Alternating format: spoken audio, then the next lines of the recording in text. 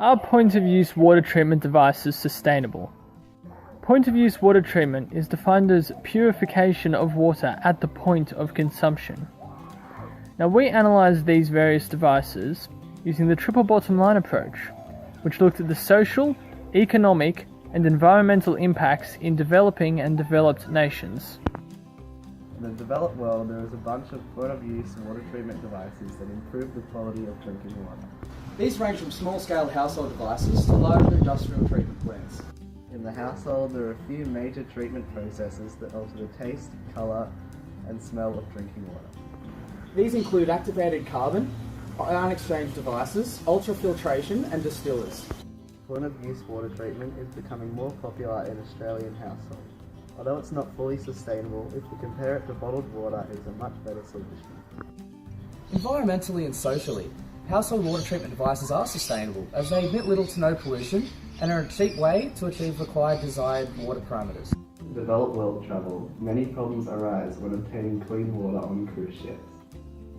The average cruise ship uses 5.6 million litres of water, which based on volume alone uses half the ship's total capacity. The method used by most cruise liners is to use desalination. This means converting salty seawater to usable drinking water. There are 5 main types of desalination, and over 80% of the water produced today is produced by just 2 of these methods: reverse osmosis and multi-stage flash.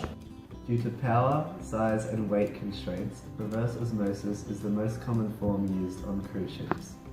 Osmosis uses pressure to drive water through a semi-permeable membrane, which removes microbes and minerals, including salt. After this process, minerals are added and pH is adjusted to render the water drinkable. The leftover salt solution, called brine or concentrate, must then be disposed of through strict guidelines set by regional governments, as it has been shown to harm marine life. Desalination is all that more expensive than land-based drinking water solutions, costing about 5 to 30 cents per litre compared to 1 to 4 cents per litre, so economically there is no better way. Due to the essential nature of water, there is a big focus on providing clean water to those who do not have access to it in developing countries.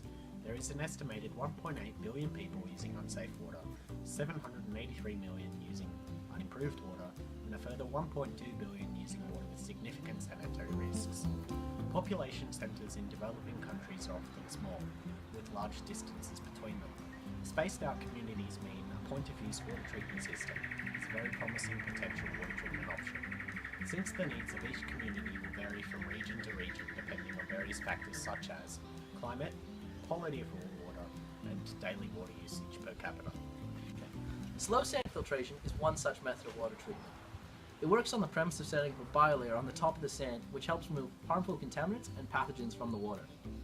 Studies show that by itself, slow sand filtration is effective, but may not always produce drinkable water by itself, particularly in cases when there is a high initial bacterial load or turbidity is over 30 NTU. Overall, slow sand filtration is a cheap, efficient method of water treatment with a large degree of flexibility and strong potential for use as a pre-treatment to be used in conjunction with methods such as a membrane or UV treatment. Another method is ceramic filters, designed as a low-cost, efficient filter to reduce turbidity and pathogen levels in a water source. They are widely used in rural communities within Asia and Africa as a way to prevent diarrheal diseases. Their low environmental impact and emissions from production and high social and economic benefits mean they are a strong, sustainable, viable option.